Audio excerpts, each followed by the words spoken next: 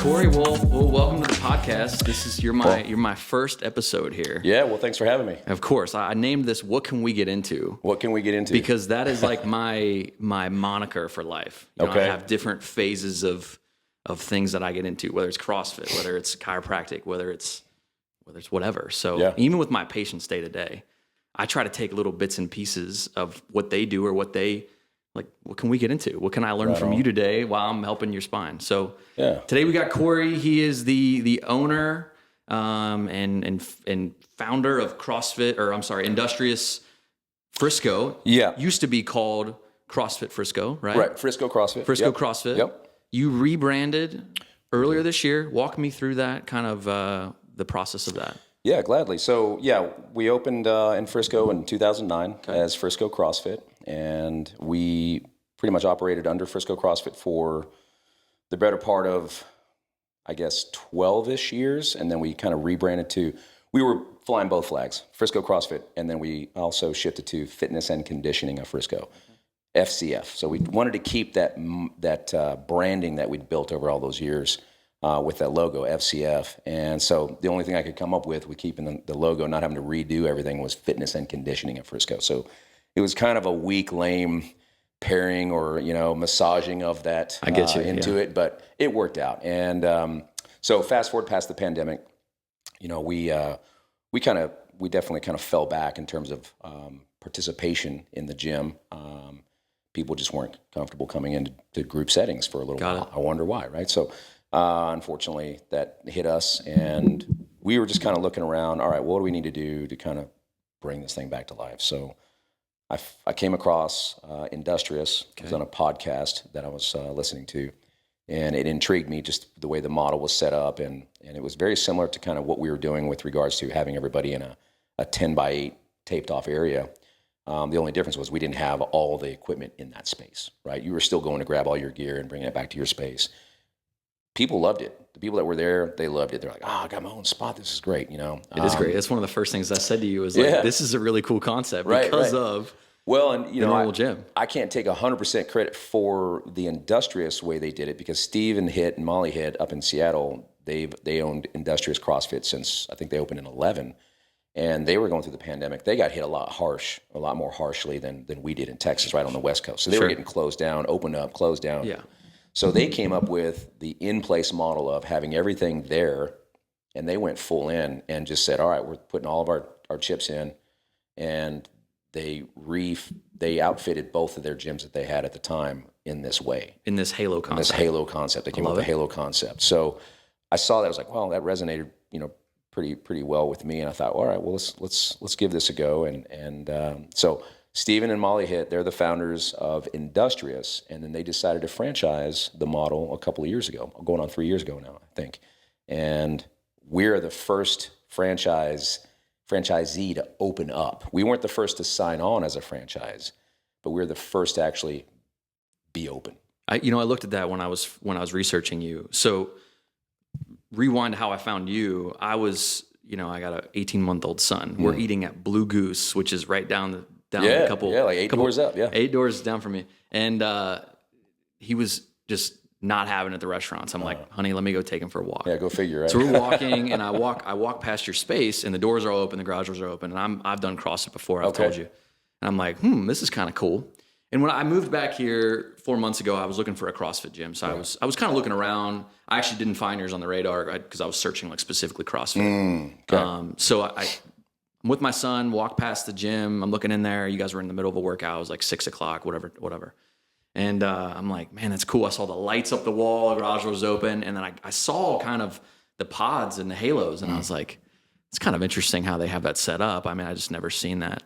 So, a couple weeks later, I reached out to you. I was like, let me get a free week. So that's kind of how I found you, which is kind of funny because I was looking for CrossFit specific because that's what I was used to. Right. And stumbled upon you guys, and I'm really happy that I did it because I think that the way that you guys have it set up is super cool. It's approachable, and you have your own space. You still can do partner WODs and all that stuff, but I'm really thrilled with it. So you're the first one to open the franchise, correct? Outside of the state of Washington. Yep. Okay. Yep. What's funny is when I was looking at the website, it was like bunch in Washington, Frisco. Is there one going in South Texas, Houston, San Antonio? So yeah, they've got Jeff Smith. He's the proprietor of Industrious Mont Bellevue. They're east of Houston. Okay. And then Kelly and Glenn Fuchek, they are the proprietors of Spring, Industrious Spring, in that Houston area. And then Austin just got announced a few months ago. So exciting. Austin will be coming online. And then Cincinnati. So that's where I'm from. That was what I was going to ask Cincinnati. you about. I'm from Cincinnati. That seemed like a wild card. So what's do you know the story of the guy on that? I don't know all the specs on that right now. That's interesting because that's where I'm from. But I can tell you though, Steven is super fired up about that being kind of like the center hub of where the spark now really starts to gain momentum, I think. Head out that direction. Yeah. Yeah. Well, and I think, for us, being that we've been in the Frisco area for so long, right. We've seen, a lot of people over the years come in and out of our doors. And, I think with CrossFit, there are still people, yes, that are actively searching for CrossFit, right? But then there's also quite a few people that are like, yeah, CrossFit's not for me. I've been there, done that. So we don't really bang the CrossFit drum per se. Yeah, I get it. For us, for me specifically, I think, our intent is that we want to promote self-preservation longevity on that longer timeline. And yeah, there was a time when we were all in, let's crush all these workouts as hard and as fast as we can. 100%. Let's do a hero workout every day of the week during the month of, this or that. Right. So, that's great. We had true CrossFit mentality. We had, we were a little brain dead at times when it came to that stuff. But, as we've aged up, I think myself for sure has realized and noticed, hey, those results aren't going to keep coming the way they used to when you were younger, able to recover, and you didn't have a lot of the other stressors in life that come with business ownership, father time, yeah, fatherhood, spouse stuff, now grandparenthood. So there's a lot of other things that come into play, right? So now it's like, hey, if I can get in a good 3 to 4 meaningful sweats a week, I'm happy. That keeps me... And I think that's a good number. That keeps me good, And my ego, I've done a really good job the last few years of tempering that and not getting caught up too much. Every now and again, it'll creep in there. And then, sometimes stupid stuff happens when that happens. I mentioned something to you a few weeks ago, and I was like, the ego thing really never gets me because of my line of work. Yeah. I'm treating people that have back issues, neck issues, and I see where they come from. Right. And a lot of times it's, and I threw that extra 10 on there, did that extra rep, wasn't warmed up, etc. Wasn't used to this movement. Coach told me to do this. I wasn't there. So I see that enough to where it is like ingrained in my brain. I don't ever go, man, I should really, every now and then I'm like trying to push myself, but I try to keep it within boundaries. Yeah. Do you feel like as a business owner, it's easier without the CrossFit name on there? Do you feel like it's, because the reason I ask you that is I think sometimes CrossFit is a brand that's a little bit, some people hear it and they go, oh, I'm not doing CrossFit. They don't even know what it is and they're saying they don't do it. Right. Yeah. I would say my knee-jerk response to that, Justin, is I think it is better for us that we do not have the word CrossFit in our name. Sure. Because I don't want that to be that automatic disqualifier. Yeah. Right. Because I feel once we get somebody in the doors, if they have a will, we're going to find that way for them, right? And we can show them a responsible, safe, effective means to getting what they want. 100%.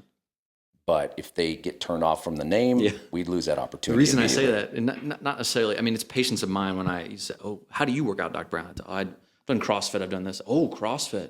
Yeah. And I've got a funny story so the guy that I used to work for, my mentor, he owns a CrossFit gym as well. Yeah. And my mom, she came down from Cincinnati down to Louisville, Kentucky. Oh, let's check out the new work. Let's see how, what are you doing? You working out? Yeah, Mom, I do CrossFit. And she looks at me when I told her I do CrossFit. She goes, "Is there a lot of military people in there? Like, isn't that like military training? Is like a bunch of people going into the Army and ROTC?" I'm like, no, but I can understand where people get that because there's a lot of military affiliation and remembrance of fallen soldiers and all that, and I totally get it. But my mother, who is God love her, knows nothing about CrossFit, was like, "Are you training with other military people?" I was like, so she looked at this as like the first step to get into the military. So it's kind of like people obviously look at this as being intense and And definitely for sure. Definitely on the more intense side. So I was just curious how that affected you. It has that reputation for sure. Yeah. And that was one of the catalysts for us to do dual brand back in 12, I think, is we wanted to have that other flag flying in the event that CrossFit imploded at some point or another, which it kind of went through its turbulence, and it's, they're still dealing with some stuff now. Sure. But for us, from a longevity perspective of the business, right, and the business health, I was trying to play a little bit of chess. And again, because I know that what we were offering at that point in time, we'd kind of graduated out of the rah CrossFit mindset to a degree. We were still putting our foot back in the water every now and again, but not as regularly as we were in the beginning. So, and then now I think we've really done a good job of transitioning, away from that, identification, right? So, and what we're really trying to do now with this rebrand, because not a lot of people know what Industrious is. I had to look it up. I mean, I looked at it and I was like, it looks like a CrossFit gym without the CrossFit affiliation. I looked it up. Yeah. The website and the branding is awesome. So I don't know who did all that. I don't know if it's the main owners, but Fire Breather Marketing. They run a tight ship, and Bart and Jeff and those guys at Fire Breather Marketing, they do a phenomenal job for the brand. So, but the problem is, Industrious up in Pacific Northwest, they're crushing it. Yeah. Everybody knows who Industrious is. Right. And they're opening up franchisees left and right up there. But down here in Texas, nobody knows who Industrious is. And that was one of the big things that Steven's very excited about with regards to Cincinnati, because now Cincinnati's a little bit more of it's a bigger, a bigger market potential there. And then it just can kind of spider web out. Being the nexus there, maybe possibly. I think it's a growing city. I obviously grew up there. I haven't lived there since I was 18, but it's a growing city. I don't know exactly where it is, but it's a growing city. I think it'll be good there. Yeah, they're fired up about it. And again, anytime a new franchisee comes online, I think it's good for the brand as a whole. It's great. I think it'll be good for us. The more that come online in Texas, the better, obviously. So, we're just trying to, blaze our trail down here in the North Dallas Metroplex, and get this thing running. So tight. I think once I figured out what you stood for, the brand itself, I was like, I'm in on this. This is great. So that's the way I love to train. It's the way I preach to train. And then I found out that you do all the ATG stuff, all the knees over toe stuff, which is like checkbox. I'm a huge fan of Ben Patrick, huge fan of knees over toes. I recommend it to patients all the time that come in with knee problems. Yeah. Because I think it's taking it back to how the knee should work. It's taking it back to, I think that everything that I look at, whether it's being a chiropractor, looking at a diet, looking at a training form, let's simplify it. Let's take it back to how things biomechanically should be, or how we were doing things 1,000 years ago, 10,000 years ago. And I think that the knee is supposed to bend. I mean, if you look, I have so many patients right now that are like, well, I don't want to load my knee and I don't want to bend my knee, and the squat's going to bend my knee. I'm like, do you realize that's a hinge joint? It's supposed to bend. How do you get out the toilet? Exactly. So walk me through, I want to know like your affiliation with ATG and how that worked and how you got into it. Cause I'm a huge fan of knees over toes. Yeah, absolutely. So, I was dealing with knee problems and Achilles tendon problems for the better part of 4 years. And it was nothing, there was no ballistic injury, no impact injury that I experienced. It just was one day that those tissues decided to say, they just wanted to be very vocal about, we're not doing this anymore without letting you know it's going to hurt. So, and it was very frustrating because, when you have something happen that you don't recall anything happening to create that problem, it's very frustrating. It's a mental mind F, if you will. At least it was for me. And so I'd gone to the doctor finally, and they were like, all right, they ultrasounded, and they're like, hey, you've got some scar tissue built up in this tendon. We can try to break it up manually, or we'll have to go in with a needle and break it up. And I was like, I'll take my chances on my own. Thank you, but no thank you. So, I tried some stuff, didn't really work. And then I basically resigned myself to just dealing with this the rest of my life. And that was even more frustrating because in the line of work that I'm in, right? So, so going up and downstairs, squatting, lunging, pretty much a no-go without, feeling pain, and relatively acute pain. On a scale of 1 to 10, it would probably get up to an 8 or 9. Really, on some cases. So I stumbled across knees over toes guy one day, and I don't remember the exact chain of events that transpired from when I saw his first few postings, but I started kind of leaning into what was being said there, and then so I went in and I got involved with the Zero program. It's a 12-week program, and I was like, all right, we're going to fix this. I was super fired up, and I was still doing my CrossFit type training at the time as well, or trying to rather, working around my limitations. And so I went about 3 weeks of 4 or 5 days as the program called out, as well as trying to do my CrossFit stuff, my regular strength conditioning stuff.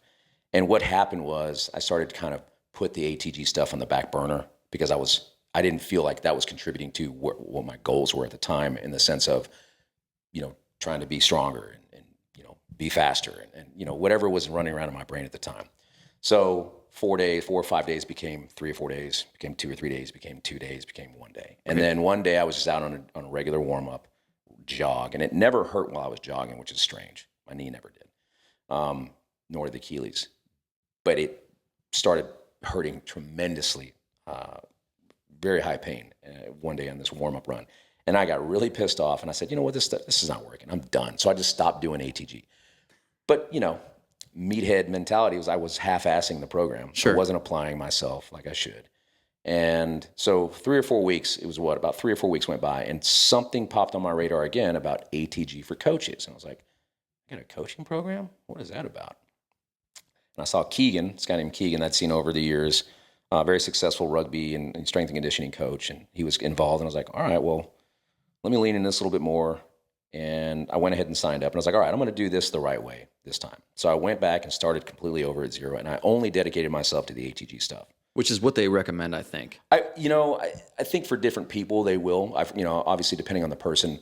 And they were, still pretty much in their infancy stages at that time as well, as far as this would have been online what year? coaching. This was 21. Which that was the year that I got into it. This is 21. And so, I went hard in the paint for 12 weeks and did standard or Zero, and then I moved into standards for 12 weeks. And about the 7th week of standards, I started using the sled more regularly, because before I was just walking backwards on a treadmill. Sure. But whether it be, because connective tissue takes time to adapt, right? I mean, it doesn't grow like muscle and skin or respond like muscle and skin do. So what I noticed around that 6th or 7th week of standards and then the sled work, and it might have just been a coincidence of just the time of the adaptation taking place, right? But I also kind of tended to think it was because of the sled.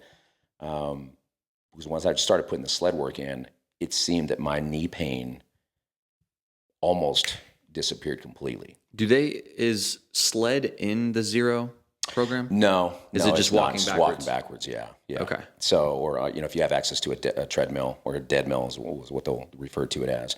But for me, that's when I noticed a huge change in my knee health, my Achilles tendon health.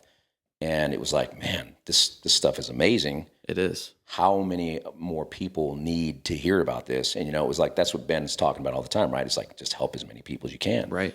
And because there's a need, there's a need-demic, right? Of just people with jacked up knees that they don't have to. And most people are just thinking, oh, it's just a ticking time bomb for a knee replacement, et cetera. Right. Oh, the cortisone worked only 2 weeks this time. It used to work 2 months. I can only get 3 to 4 a year. So I think that's great. He has a really funny quote, not funny quotes. It's a very adequate quote that when you said a dead mill, like a treadmill, he said, bad for the machine, great for the human. Great for the human, yes. Great for the human.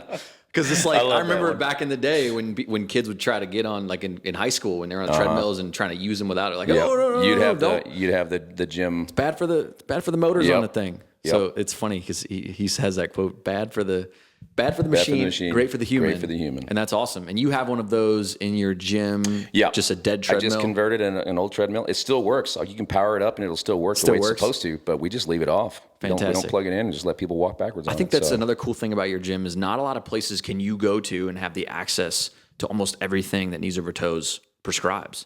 Not a lot of people are going to have, the treadmill, the sleds, the slant boards. The slant boards, the tib bars, reverse hyper, Nordic Nordic machine, bench, Nordic bench. So I love it. I think that's awesome. You had mentioned, hey, how many people need this? How many people get it? Have you had a lot of great success stories like Ben always preaches of? Yeah, no, we've I've had a client. She just she's very active in her seasoned years, if you will. She's in her 60s, and she had some knee issues that she'd been plagued with for many years. She's a former athlete, very active person still, and she loves to go on hiking trips with her family. And as I'm sure you're aware, walking down is typically the more damage-inducing aspect of taking hikes and trail climbing and whatnot. So she could always go up just fine, but coming back down was where she would experience tremendous pain and discomfort, to the point where she just didn't want to go on these trips anymore with her family. Lost the function. Yeah, absolutely, right. So her sister was already training with me and had great results, and she was always active as well. So she was like, got to get my sister in here. So they bring her sister in, and her sister basically, her knee has been so trash for so long, they were going to perform knee surgery on her anyway. They'd already basically said, this is what needs to happen to just make your quality of life, better. Sure. So we trained up for about 6 months prior to the surgery, and the doctors were very pleased with where she was starting, and then her recovery and her rehab. And I talked with her last week, as a matter of fact. She is 100% good to go. She's back to full form function on everything she does. She goes traveling with her family still. And then, of course, I've got Tom, who is actually, he's related to the first gal that referred her sister, and he's a veteran swimmer who owns, I think,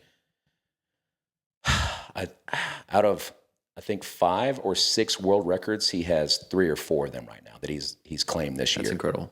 And he's a veteran master swimmer, and so he's been having tremendous results with the program, and he's very, very excited about what the addition of this type of training has done for him. I've been seeing that with athletes. It's like you got a wide receiver, NFL quality.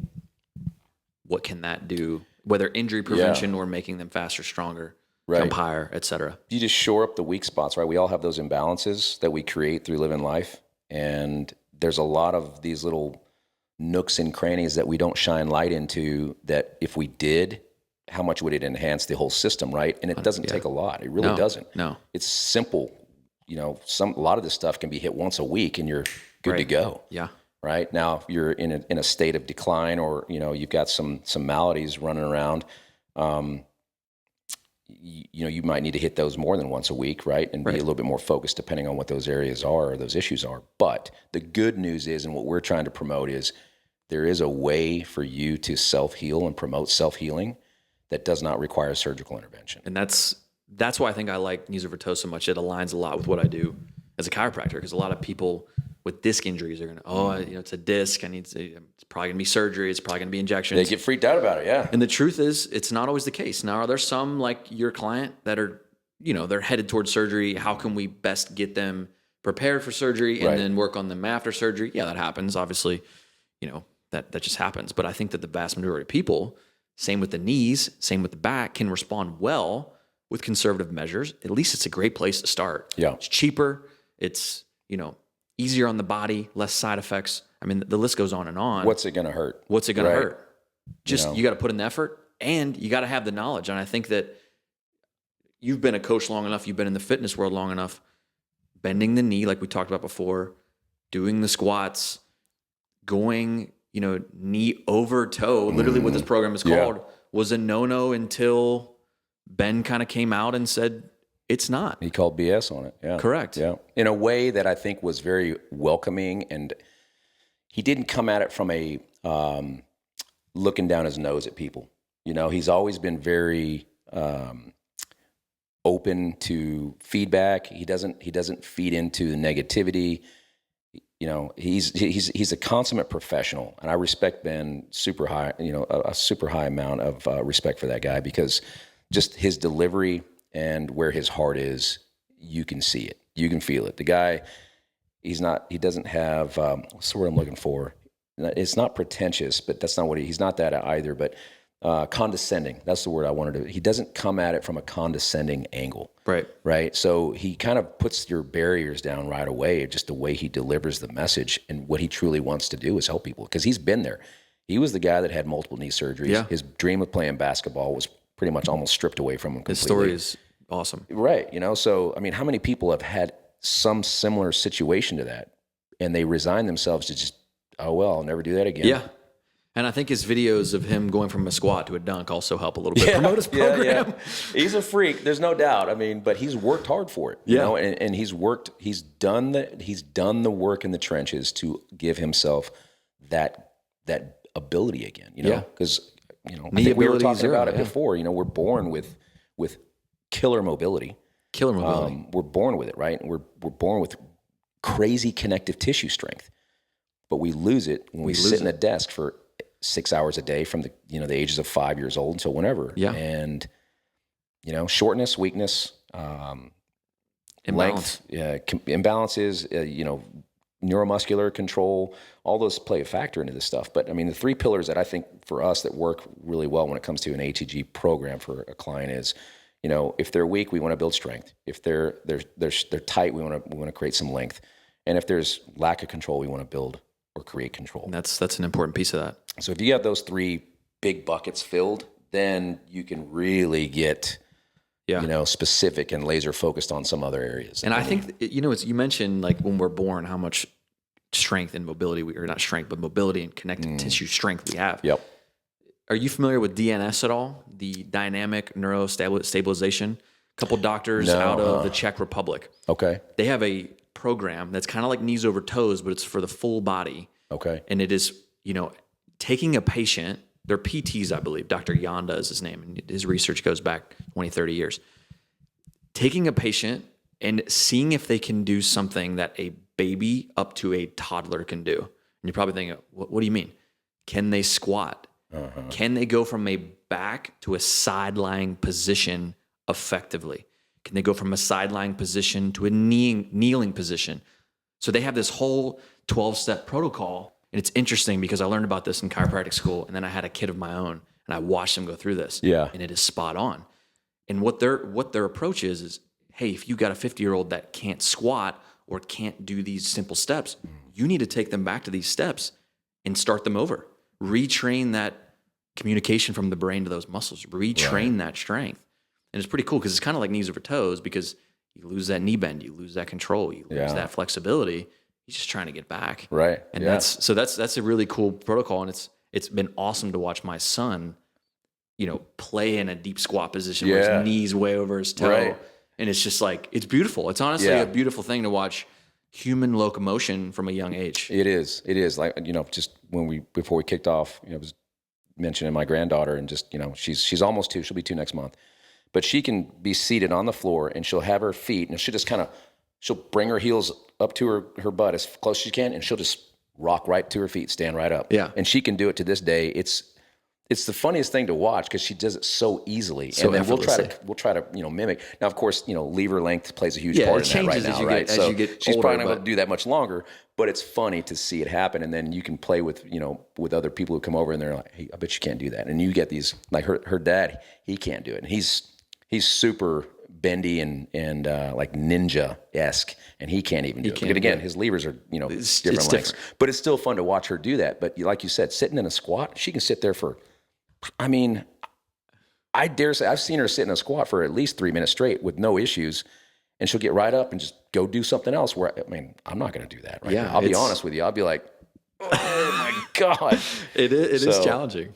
Very challenging. But it is neat to watch that. It is very neat to watch it. And I think that program's cool. I don't do it much with patients. I do more knees over toes. I teach them a lot of knees over toes, and then I send them to people like you to really get into the nitty gritty if they need that help. What do you feel like is your favorite client to train from point A to point Z? So you got the grandma who's 70 who can't get on the floor with her grandkids. You've got the Olympic swimmer. You've got the guy that sits at a desk all day long and he's just trying to get out of pain. What is your ideal, like what, at the end of the day you go, that was cool. That was successful.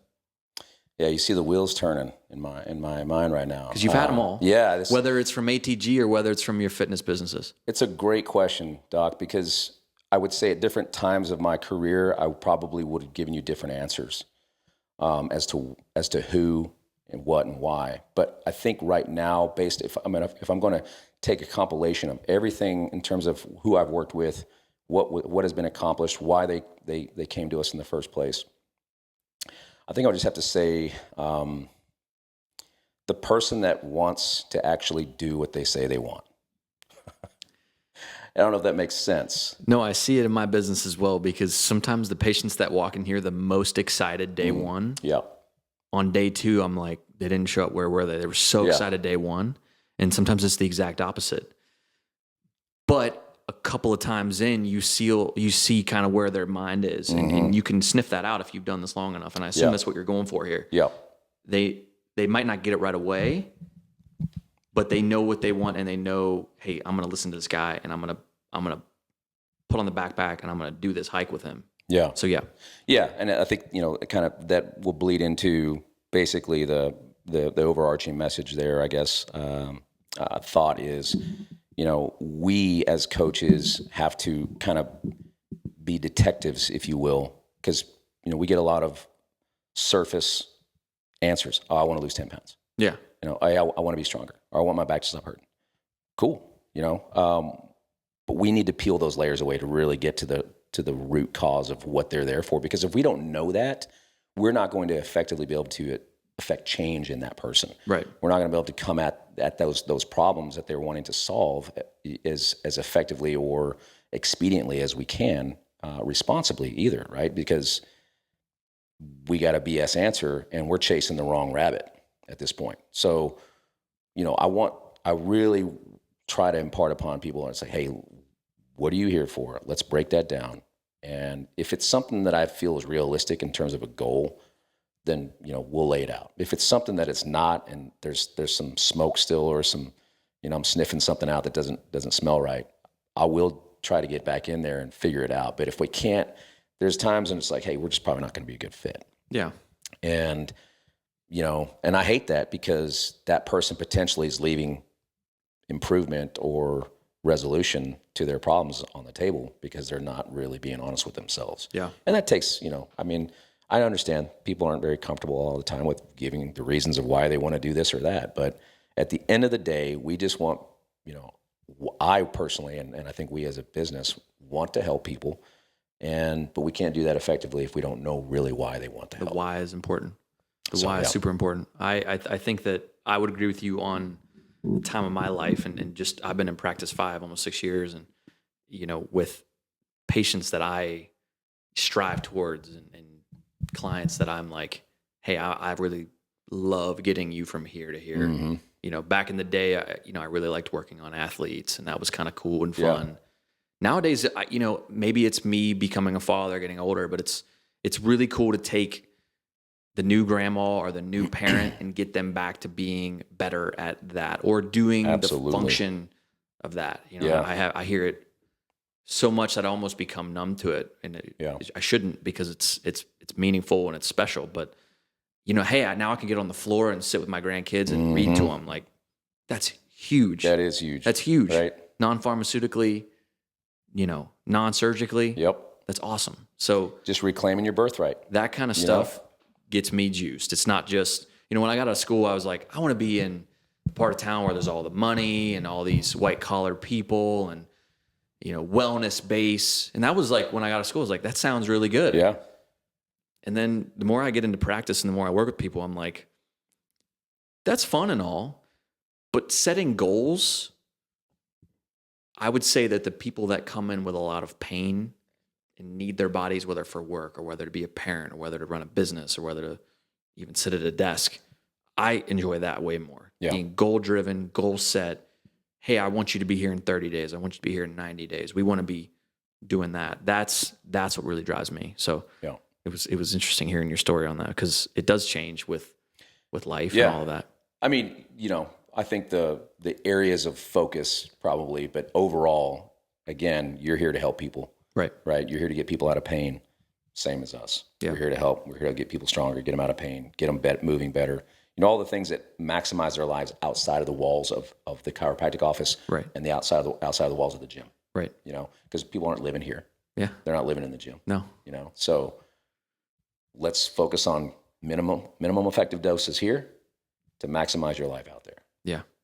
Cory, thanks for being the first podcast that I've done. I'm the first in something. Yes. This is incredible. The second I met you, I knew I wanted to have you on this because you're well spoken. You know a lot about your field.